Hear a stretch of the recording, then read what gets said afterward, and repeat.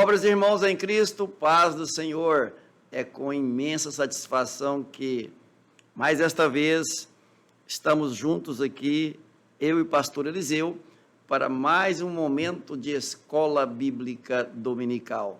Desta feita, né, pastor Eliseu, estudar a lição de número 5 e tratando sobre um tema tremendamente importante, motim em família. O texto áureo, pastor Eliseu, fala o seguinte: fazei todas as coisas sem murmurações nem contendas. Filipenses capítulo 2, versículo 14. O senhor já pensou em alguma fórmula, algum método que pode ser trazido para orientar as famílias a evitar a murmuração e evitar a contenda? Será que tem alguma fórmula? A Bíblia, será que traz algum meio assim que ajude o casal, ajude os pais, ajude os filhos, ajude a família como um todo a viver sem murmuração e sem contenda? A paz do Senhor, meus irmãos. Nós temos dois textos na Bíblia e estão sendo apresentados também pelo comentarista, que é o que está no Evangelho de Mateus, capítulo de número 5, e também o texto que está na carta do apóstolo Paulo aos Gálatas, no capítulo de número também 5, versículo de número 22. Um trata das bem-aventuranças, o primeiro, né, que são ser manso, ser humilde, ser pacífico, ser misericordioso, e o outro fala dos frutos do Espírito, que são 9. São atitudes, são frutos que o nosso caráter precisa desenvolver e que são contraditórios na Bíblia Sagrada, ou seja, para o mundo, não na Bíblia Sagrada, mas são contraditórios no sentido de que o mundo não consegue perceber que uma pessoa, para vencer o mal, precisa não ser uma pessoa brava, mas sim mansa. Não ser uma pessoa de estupim curto, como alguns costumam falar, mas sim uma pessoa longânima. Não ser aquela pessoa que efervesce ou esquenta um ambiente, mas sim que traz a paz, um pacificador. Então, para evitarmos motins em família, nós precisamos o quê? Estarmos munidos desses recursos que Jesus começa já no Sermão do Monte, dizendo: bem-aventurados são os que praticam tais coisas. E depois, o apóstolo Paulo também fala que o fruto do Espírito é gozo, paz, longanimidade. Quando produzimos esses frutos, quando produzimos essas virtudes, então a nossa família se vê livre de motins. O primeiro ponto da lição, ele nos explica o que é motim. E a explicação é tão convincente que dispensa maiores comentários. Por exemplo, a palavra motim refere-se aos atos explícitos de desobediência ou a uma reação negativa contra as regras e as ordens estabelecidas num grupo social. Quer dizer, a ideia de motim, então, é aquela que contraria a ordem, contraria a organização, contraria o bom andamento das coisas. Ela vem amotinar mesmo, vem bagunçar aquilo que estaria em boa ordem. E é isso que a lição de hoje nos mostra, que inclusive na vida das melhores famílias, pelo menos as mais exponenciais, também ocorre esse tipo de coisa, como sendo um alerta para o cristão, para que ele vigia, para que não aconteça também na família dele. Porque se aconteceu em alguma outra família, pode acontecer também na nossa. Não é motivo para que nós achemos chique aconteceu um motim na família alheia, porque a nossa também está com o pezinho na estrada. Vigiemos então, confiando em Deus, para que não sejamos a próxima vítima. Se aconteceu na família de Moisés, de Arão, de Miriam, 3 irmãos, e o motim surgiu entre os 3 irmãos, pastor, quer dizer que nós temos que vigiar muito. Os principais líderes ali daquele povo, os primeiros chamados por Deus, né? E olha quem eram. Moisés era o líder maior, digamos, ele era o pastor da igreja do deserto. O segundo maior líder era o sacerdote, o sumo sacerdote Arão. O terceiro líder era a profetisa Miriam. 3 irmãos com 3 funções de destaque entre todo Israel, 3 líderes, 3 irmãos, 3 funções de destaque. E não é que o motim surgiu entre os 3? Qual a avaliação que o senhor faz quando o senhor, olhando para essa família, para a posição de destaque que eles tinham no ministério, para dizer para a família de hoje, sobre a possibilidade de motim em família hoje?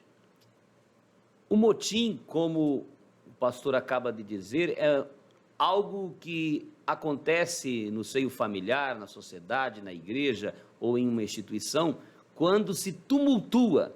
Então, esse tumulto aconteceu ali na família de Moisés, sendo Miriam a mais velha, depois o Arão, e então o Moisés. Cada um deles sabiam bem das funções que Deus lhes havia dado. Entretanto, nesta altura da jornada, parece que eles titubearam em se fixar cada um no seu papel. E quando há uma quebra de autoridade, que é um princípio dado por Deus, quem quebra esse princípio acaba sendo quebrado. Havia uma ordem na qual o próprio Deus chamou Moisés, dizendo: você irá e você será como Deus, e Arão como profeta. E então, nessa altura da jornada, como os 13 estavam ali sempre diante do povo, percebe-se que Miriam conversa com Arão e diz: olha, nós precisamos também estar em frente, nós precisamos estar também sendo respeitado, reconhecido em nossas funções. Por que apenas Moisés está sendo recebido e reconhecido com tamanha liderança? E eles observam que Moisés casa com uma mulher cuxita, que é da tribo ou da descendência de Cã, filho de Noé, e não da descendência de Sem, da qual eles eram. Então, julgou isso um desprezo. Sem consultar a Deus, vai questionar a liderança daquele que Deus colocou. Daí eu entro aqui com uma questão. Nós precisamos respeitar a autoridade, porque toda autoridade foi colocada por Deus, seja ela um presidente, um prefeito, um governador, um policial, um vereador. E quando nós quebramos este princípio de autoridade, nós somos, repito, quebrado. Por quê?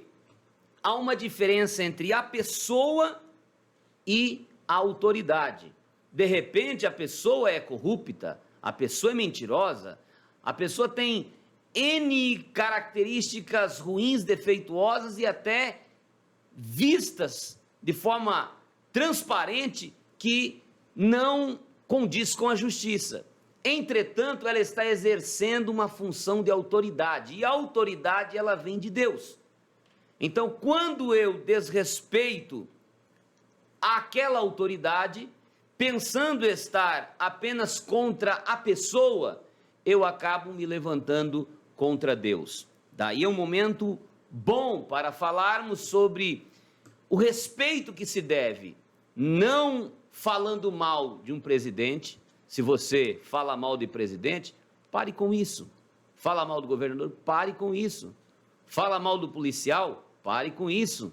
O dia que você precisar dele, ele não estará ali para te ajudar, porque você está quebrando esta autoridade. Então, foi o que aconteceu com Miriam. Eles esqueceram que na ordem divina era Moisés, Arão, e depois, em precisando, estava ali Miriam para auxiliar também naquilo que era a alçada dela. Entretanto, desrespeitar aquele que Deus colocou à frente estava desrespeitando o próprio Deus. Pastor, isso de fato é muito sério mesmo. Como Deus zela por princípios, por ética, e eu me refiro à ética espiritual, à ética bíblica. Deus zela e cuida disso. Ele ama a ordem. Deus é um Deus de ordem.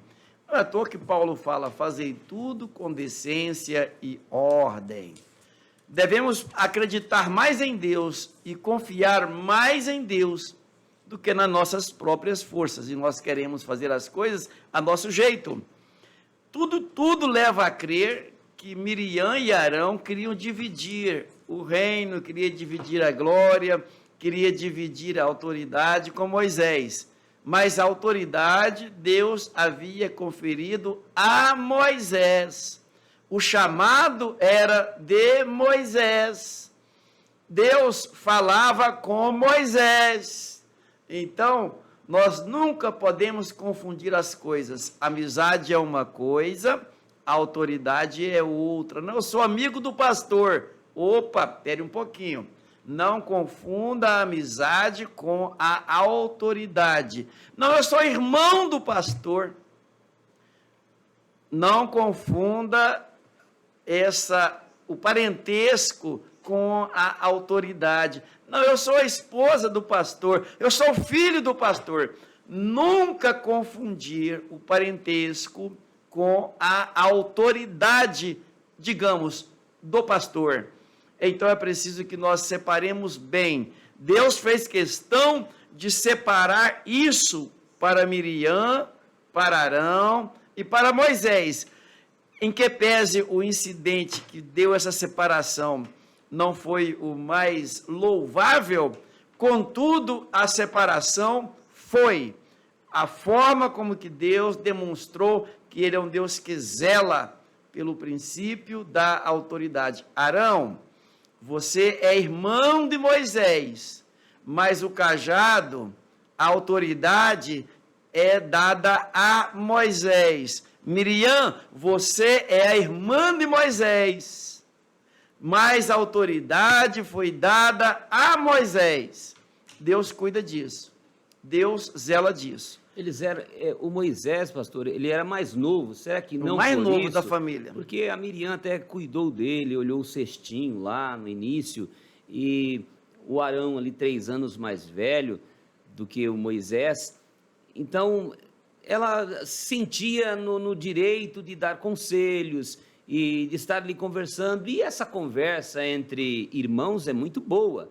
Mas quando se diz respeito à autoridade que Deus dá, a palavra final é do líder. E o líder nem deve ficar ouvindo no sentido de aceito, não aceito, porque é ele que tem Deus como o seu líder e que transferirá a ele a decisão. E é dele que Deus vai cobrar a decisão. Logo, eu recebo as minhas opiniões, eu posso dar uma opinião a um pastor, posso dar uma opinião ao líder, mas nada de querer fazer predominar aquilo que eu penso, porque Deus colocou o líder ali e a autoridade está sobre ele, e Deus não vai revelar para mim sem primeiro revelar ao meu líder. Então, como humanos, precisamos, e faz muito bem, quando a gente dá uma opinião, mas você dá a sua opinião, se o pastor acatou, amém. Se não acatou, fica tranquilo. Deus tem compromisso com ele e ele tem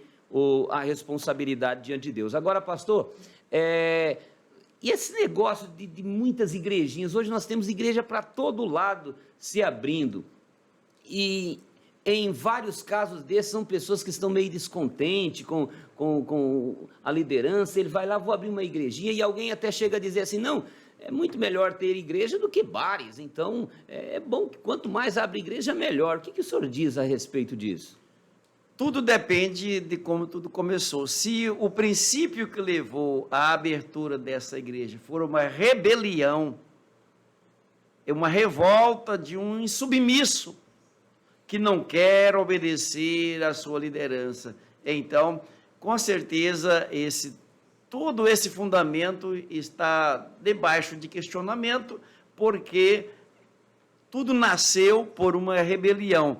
O senhor percebe que no texto, o que Miriam e o que o Arão falavam, porventura falou o Senhor somente por Moisés e não falou também por nós?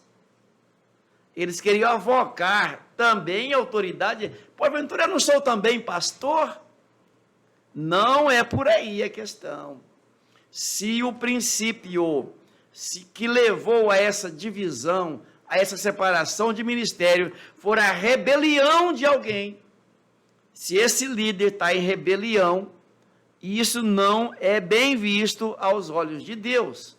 E nós o recomendamos a ser humilde, chegar no seu líder, pedir perdão, se consertar para que as coisas possam dar certo. Senão acontecerá igual aconteceu com Miriam, igual aconteceu com Arão e com aquele restante de pessoas que se rebelaram contra Moisés, inclusive tendo Deus que tomar providências drásticas contra eles, porque o espírito de rebelião estava muito forte naqueles dias. E penso que não mudou muita coisa até hoje, não. Exatamente. Isso acontece porque existe até vários cargos dentro da igreja, assim como dentro da família, que nós estamos tratando aqui de família. A autoridade do pai, aí vem a autoridade da mãe, a mãe tem uma grande autoridade, o filho mais velho sempre tem uma autoridade sobre os filhos mais novos, e nessa de cada um ter a sua autoridade, não há problema algum, porque quando nós olhamos a Trindade, tem Pai, Filho e Espírito Santo. Se tem alguém que preza pela autoridade, é Deus. Mas Jesus então diz, Pai, seja feita a tua vontade, não a minha. O Espírito Santo se submete a Jesus, ele veio para glorificar a Cristo. Entretanto, os três são onipotente, onipresente, onisciente, os três têm o mesmo poder, a mesma sabedoria, os três têm os mesmos atributos. Entretanto, cada um respeita o espaço do outro, porque há uma ordem. Então, falar em motim é falar sobre em tumulto que desfaz esta ordem. E quando há uma palavra de ordem, não é para ser questionada. Quantas famílias que estão questionando a ordem do pai, a ordem da mãe? Você pede para se fazer alguma coisa como um pai, aí o filho, mas eu não queria fazer por isso e por aquilo. Toda vez há um questionamento, esse filho precisa ser ensinado. Esse trabalhador lá na empresa precisa aprender. Você está na empresa e recebeu uma ordem, é para obedecer, não é para ficar questionando, criando confusão, criando conversas, fazendo panelinhas e trazendo prejuízos, como disse o apóstolo Paulo, que tinha dois rapazes, Himeneu e Fileto, está em 2 Timóteo 2,17, que eles atuavam ali e a ação deles era como gangrena, ou seja, uma doença que vai corroendo no meio da igreja e devorando, porque a conversa, a reclamação, a murmuração trazia esse infortúnio dentro da igreja. Então, seja dentro da igreja, seja na escola, seja na empresa ou na família, como nós estamos aqui tratando mais diretamente, quando há essas conversas, esses falatórios, essas murmurações, invejas, ciúmes, chocarrices, conversas que não levam a lugar nenhum, mas críticas que visam destruir de uma forma muito clara, mas que entram de forma sorrateira, precisa ser curado, porque na quebra de autoridade, o próprio Deus se levanta. Observamos lá na época dos amalequitas, Deus deu uma ordem para que destruísse os amalequitas, e Saul não costumava obedecer à autoridade, e por isso ele perdeu o posto real. Deus disse, não dá mais para ele ficar, Samuel. E quando ele descumpre a ordem, de repente chega Samuel e pergunta, fizeste como Deus mandou? Ele falou, fiz. Matamos os animais, destruímos tudo aquilo que era contra a vontade de Deus, as pessoas que Deus tinha determinado a destruição delas, fizemos tudo como foi mandado. Então, Samuel diz, mas o que é isso que eu ouço? Balidos de ovelhas, mugido de vacas? Ou seja, cada vez que se quebra a autoridade, há uma voz da parte de Deus que brada. Então, se quebrar a autoridade do pai, da mãe, há uma voz que vai bradar contra você, porque Deus é o que estabeleceu a autoridade, que, repito, é diferente da pessoa em si. Às vezes eu tenho um pai tão simples, não tem nem muito conhecimento, e eu poderia até dar algumas instruções a ele, eu posso dar a minha opinião a ele em alguma coisa, mas eu não posso tomar a autoridade dele para mim, porque a autoridade é dele, e se eu quebrá-la, eu serei quebrado. Que Deus tenha misericórdia de nós, né? Recebamos e cumpramos com essa orientação divina. Quer dizer, então, o povo de Israel inventaram 3 desculpas, 3 queixas que não eram verdadeiras, para levar a Moisés e levar a Deus para criar um motim. Quer dizer, todo motim ele tem por base alguma alegação humana que não tem conexão com a verdade. Ela falta com a verdade. Observa no primeiro ponto da lição, no número 2, a primeira queixa. Qual que era a queixa? Que Moisés havia levado o povo para morrer no Egito. E eu pergunto, quantos deles tinham morrido de fome até aquela época? Nenhum. A queixa era falsa. Infundada. Não era verdadeira, era infundada. Mas estava alegando e colocando o povo em alvoroço, alvorotando a situação. E a partir daquela situação, o povo começou a murmurar. No segundo momento, eles queixavam que o maná era um mantimento, um alimento vil. O maná, tudo que se sabe do maná, é que era o alimento mais rico em vitaminas e proteínas e tudo que é necessário para o corpo humano. Quem comia do maná, olha que coisa, se nutria, não engordava, não emagrecia, crescia, não tinha fome, não ficava doente. Não ficava doente. O que precisava para um corpo, uma alma e um espírito ser bem alimentado, estava no maná. A alegação era infundada. A razão do motim era infundada. Pastor, e até hoje, quando o senhor percebeu que tem motim numa família, ou numa igreja, numa congregação, em qualquer segmento da sociedade, pode procurar, os motivos são infundados. Eles não são verdadeiros. Porque se verdadeiro fosse, não era motim que se criava. Criaria uma outra coisa, mas não um motim. A terceira razão, o senhor já até mencionou. Eles tentando uma desculpa ou uma alegação contra Moisés, se insurgiram contra o casamento dele, que eles não tinham nada a ver com o casamento de Moisés. Mas eles foram buscar nisso argumentos para incitar o povo contra Moisés. Isso é motim. Isso é motim. É duro saber que nas famílias também existe motim. Irmãos contra irmãos, pais contra os filhos, sogro contra genro, nora contra sogra, e essa coisa toda, marido contra mulher, tudo parece que o argumento, mas que argumento plausível, quando você vai analisar a fundo, não tem procedência o argumento. Não existe em motim algum procedência do argumento. Tudo vira falácia e engodo do adversário. O inimigo leva as pessoas a acreditar que aquela situação é verdadeira, quando na verdade não é verdadeira.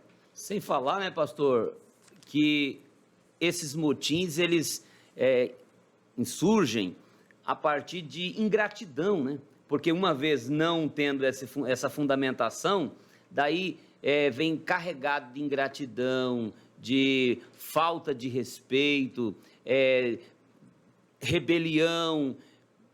A exemplo, podemos dizer aqui, do filho pródigo. O que faltava para aquele filho pródigo, pastor, para que ele saia da casa do pai? O que o senhor diz para nós? Só faltava gratidão, ser grato ao pai dele por tudo que tinha em casa. Ele tinha tudo em casa. Roupa, calçado, saúde, alimento, respeito. Ele era um príncipe naquela casa, né? Tinha os funcionários do fazendeiro e ele não precisava de nada. Mas ele achou uma maneira de sair descontente. Descontente por quê? Por causa dessa ingratidão, uma soberba veio ao coração dele, que nos remete à questão de Satanás, que também estava na presença de Deus e andava entre as pedras afogueadas, diz em Ezequiel 14, ou melhor, Ezequiel 28 e Isaías 14, e que esse querubim, de repente, achou de querer ser maior do que Deus. Quer dizer, já tinha tudo de bom, não lhe faltava nada, além de ter sido colocado em um posto de respeito, de autoridade e de tudo mais.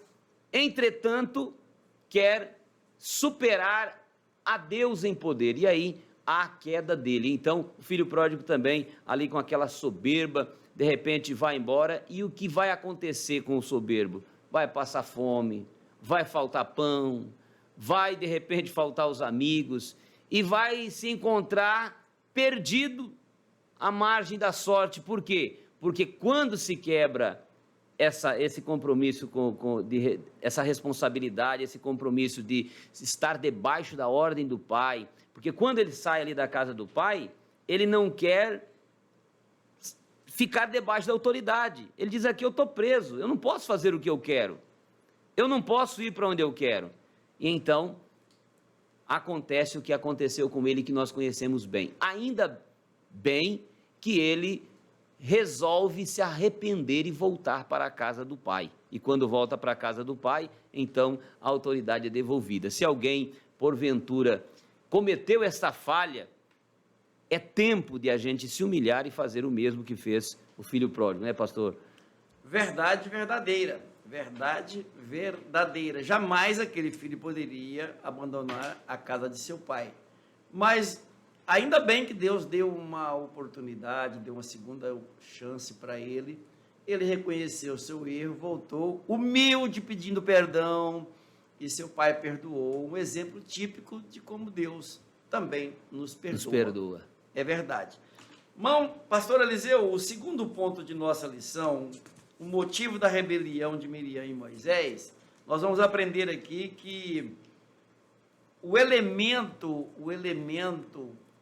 da razão que levou a tudo isso se chama inveja.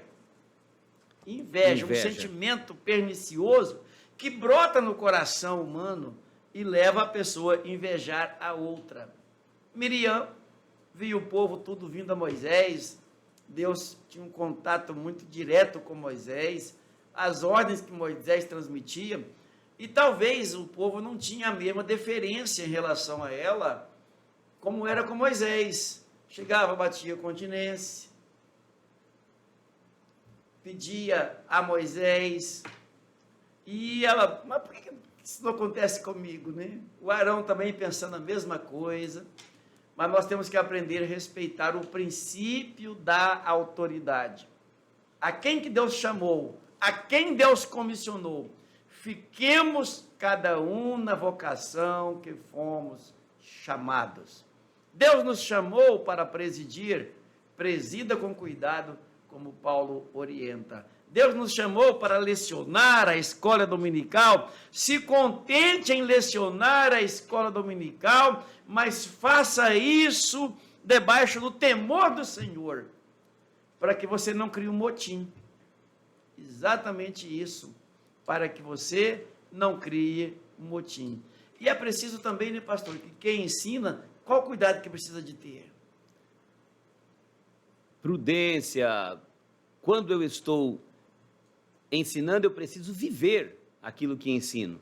E então, ao ensinar, eu pratico, e as pessoas que se espelham em mim ou que estão aprendendo comigo, veem que a maneira de eu viver é uma maneira submissa também, porque não há ninguém que não esteja abaixo de uma autoridade. Se eu sou um professor de escola dominical, eu tenho o superintendente que está sobre mim. Se eu sou um superintendente, tenho um pastor. Se é um pastor, tem um pastor-presidente. De repente, se é um pastor-presidente, tem o presidente da convenção.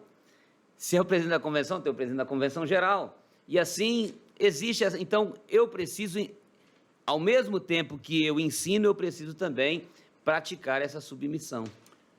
E eu gostaria aqui de chamar a nossa atenção para um ponto muito especial. Quando nós estivermos ensinando na escola dominical, nós que somos professores, nunca colocar a nossa classe contra nossos superiores.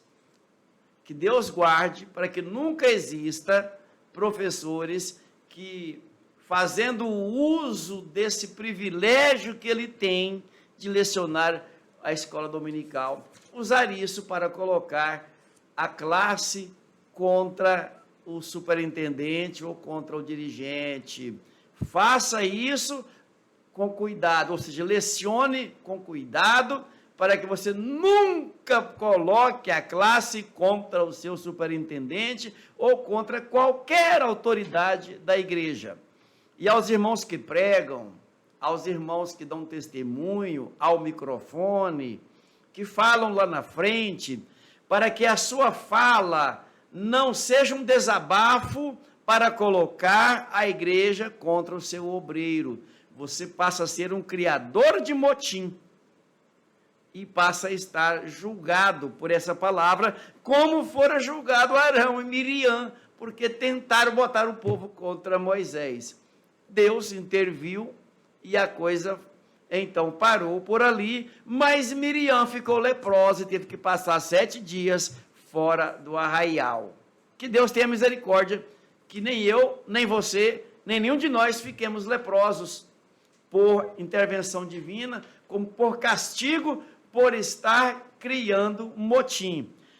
Pastor, tem mais uma situação que eu quero que seja bem clara aqui. E alguns que falam assim, é em nome da verdade. Não, eu só falo a verdade. Você está criando motim, rapaz. Você está criando motim. Como resolver essa questão? Precisamos de ir para a palavra de Deus. É esse o sentido. Entendendo o local em que nós estamos. Por exemplo, Efésios capítulo 6, e primeiro diz, filhos, obedecer aos vossos pais no Senhor, porque isso é justo, e é o primeiro mandamento com promessa. Se eu entendo que eu sou filho, eu preciso obedecer. E olha bem, quando eu obedeço, eu tenho uma proteção divina. Quando eu estou debaixo da autoridade, eu tenho uma proteção divina. Aí quando o pastor fala, o pregador vai pregar numa outra congregação, mas ele não comunica o pastor dele. Eu não sei como ele consegue ter certeza que Deus vai usá-lo lá, porque ele não está debaixo da autoridade, ele não comunicou, ele não pediu uma direção, ele não pediu uma bênção do seu pastor, do seu líder, do seu dirigente. Vai e vai sozinho. Às vezes, por exemplo, teve casos aqui de alguém me convocar para até expulsar demônio, mas eu tive que ligar para o meu pastor, pedir permissão. Isso várias vezes aconteceram, pelo menos agora me recordo de 2 vezes que tive que comunicar com meus líderes, porque eu não teria coragem de ir até o local para resolver um problema sem que tivesse a bênção dessa autoridade. Então, as pessoas às vezes querem impor como verdade, acreditando que ele tem autoridade, porque a Bíblia diz assim, e diz assado, e ele tem as regras, ele cita os versículos, textos bíblicos, mas ele esquece que a Bíblia, antes de qualquer coisa, ela tem o se eu estiver debaixo dessa autoridade. Se eu estiver debaixo desta ordem, dessa hierarquia que Deus colocou, então a bênção vai estar na minha vida. Se eu fugir desta obediência, vai faltar. E aí eu repito, se você estiver debaixo da autoridade, como o filho deve obedecer o pai, você pode ficar tranquilo. Deus vai cuidar dos seus problemas financeiros, as suas questões emocionais, suas questões intelectuais, até na hora de se expor, Deus vai te usar, vai te abençoar, você terá paz na sua família, Deus vai cuidar de tudo, como já falamos aqui, não faltava nada no deserto, ninguém morreu de fome, porque enquanto está debaixo da autoridade, Deus é responsável e Ele vai cuidar de tudo nos seus devidos, das suas devidas necessidades, com seus detalhes em específicos cada um. Então, que Deus possa nos ajudar a vencer isto, e a gente vence com a palavra de Deus. O terceiro ponto da lição, ele mostra Moisés um homem manso e humilde. Trabalhar com um homem manso como era Moisés deveria ser muito bom e muito fácil, mas não era tão fácil assim, porque as pessoas, quando tem um líder manso, querem passar por cima da autoridade dele.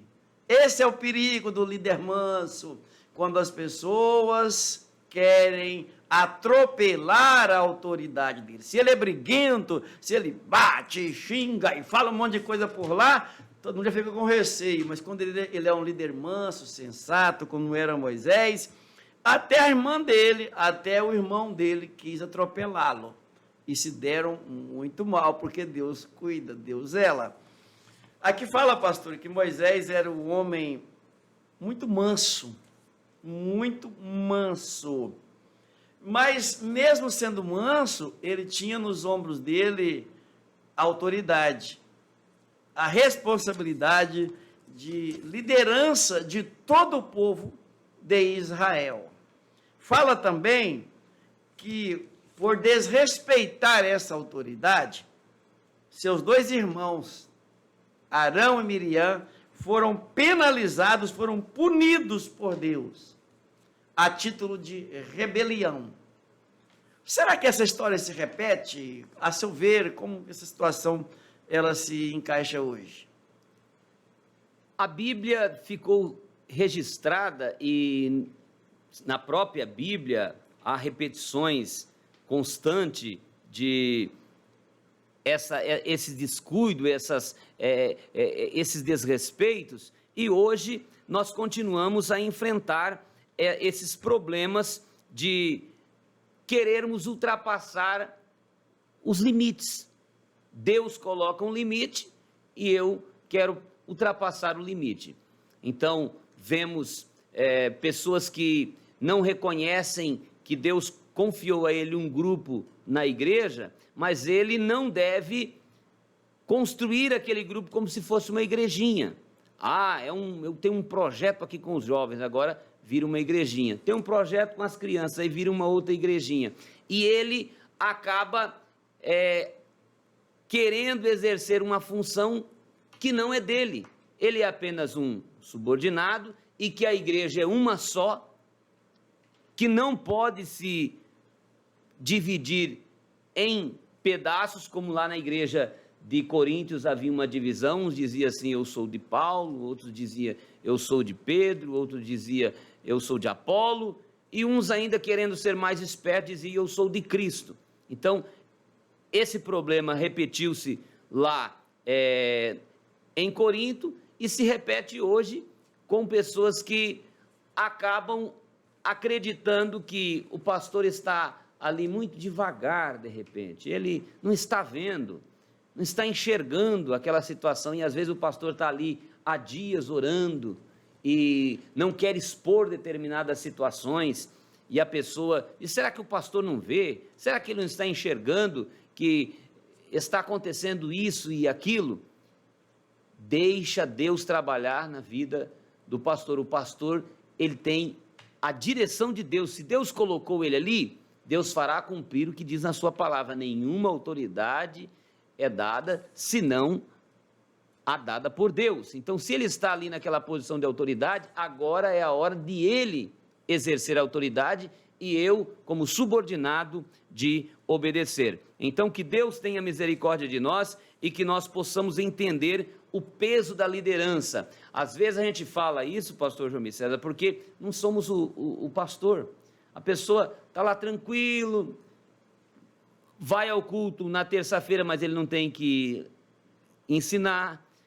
Ele vai aos domingos à noite, mas ele não está preocupado com a liturgia, com quem vai tocar, com o coral, com a orquestra. A vida dele está tranquila. Então, é fácil para quem não está debaixo da carga criticar. Agora, o conselho que nós damos para essas pessoas que são afoitas e que aparecem como Miriam ali para criticar é o seguinte: quando você for opinar alguma coisa, qualquer pastor inteligente, ele faz isso, ele ouve a opinião, só que você leve também a solução, apresente alguma coisa, diga: pastor, vamos, como Eliseu, nós podemos ter aqui um exemplo de Eliseu estava ali juntamente com os seus liderados, e os liderados falou: profeta, nós estamos percebendo que a casa está pequena, a gente poderia construir uma casa maior. O senhor nos permite a gente tirar uma madeira? Olha bem, ele trouxe o problema, mas apresentou: nós vamos tirar uma madeira. E aí o pastor disse: sim, façam isso. E ele disse: e agora o senhor fica feliz ou pode nos ajudar, nos acompanhando também, apenas com a tua presença? O que é isso? O respeito à autoridade. Então, trouxeram uma situação, ouviram a opinião do pastor, apresentaram uma solução e, ao ouvirem a opinião, ainda se submeteram e foram então com o pastor. E quando chega lá, deu um problema que perderam o machado na água. Se o pastor não tivesse, eles teriam sofrido muito. Mas, como estava ali o profeta, diz: ah, profeta de Deus, o machado era emprestado, mas estava o profeta ali, a autoridade dada por Deus, então o machado flutuou. É isso que a lição quer nos ensinar. Não há problema de a gente trazer uma opinião. Agora, se eu tenho uma opinião, eu tenho que ter uma proposta, eu tenho que estar disposto a trabalhar, eu vou fazer a obra. Agora, criticar, olhar de longe e apresentar problemas, existe muitas pessoas que, de forma incauta, de forma imprudente, estão agindo assim e estão contra a Bíblia Sagrada. Então, quebram esses princípios de autoridade. Pastor, que Deus tenha misericórdia de nós e que nos ajude a ser bons filhos, bons irmãos, bons pais, que nunca deixemos criar motim na nossa família. Cada um de nós é responsável para não deixar criar motim na nossa família, porque o motim em família é sério. A igreja é uma família maior. Cuidemos também para que em nossa igreja nunca crie grupinhos ou motim. Motim é problema. Se você percebeu que alguém quer te envolver no motim em família, ou na igreja, ou em qualquer outra situação, caia fora, porque vai lhe causar constrangimento, problema e um pecado.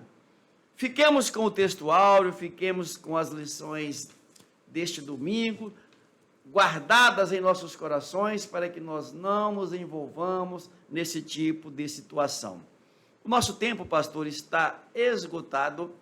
Parece que foi muito rápido, mas foi muito bom. Se ninguém quiser essa lição, essa palavra para eles, porque ela foi pesada, eu aceito para mim. Eu quero para mim essa palavra. E eu peço a misericórdia de Deus para que eu possa cumpri-la. Aceitar sempre a autoridade e andar na presença de Deus sem nunca criar motinho. Com o senhor as palavras finais. Que Deus nos abençoe e que nós possamos estar unidos. A maneira de vencermos todos esses males é reconhecendo o nosso lugar, não deixando a soberba entrar no nosso coração, mas agindo com humildade, com submissão, com paciência, com mansidão e sendo sempre pacífico, para que o nosso lar seja um pedacinho do céu, a igreja seja um lugar delicioso de se viver, de se congregar, podendo abraçar os nossos irmãos, sendo realmente o que a Bíblia nos ensina, um corpo onde Cristo é a cabeça e cada membro em particular exercendo as suas funções, sem querer um tomar o espaço do outro e, sobretudo, entendendo que Deus é a autoridade maior e que Ele é sábio e a obra é dele, Ele coloca as pessoas certas com autoridade também e que, por mais que essas pessoas que estejam ali naquele local, em algum aspecto ele não tenha a capacidade que eu tenha, mas eu preciso respeitar a autoridade dele, dada por Deus sobre a vida dele, a fim de que a obra de Deus caminhe nos moldes da palavra de Deus, a minha família caminhe nos moldes da palavra de Deus. Deus abençoe.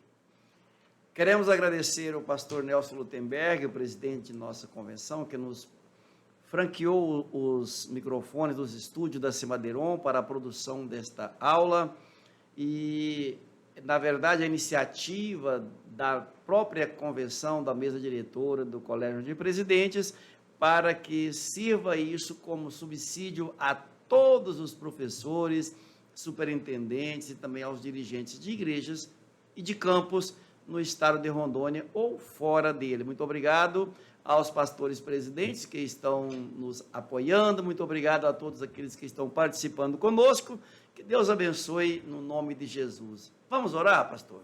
Amém. Pai de eterno poder, bondade, misericórdia, te agradecemos, Senhor, por esta lição maravilhosa que o Senhor preparou para o nosso bem, para o nosso ensino. Pai, que nós possamos recebê-la com alegria, que possamos guardá-la em nossos corações, porque ela é altamente instrutiva. Precisamos evitar a murmuração, a contenda, a inveja, coisas, Senhor, que somente danificam a família e também danificam a grande família que é a igreja. Senhor amado, fica conosco, guarda-nos do mal, no nome de Jesus. Amém. Muito obrigado. E até domingo que vem, se Deus permitir.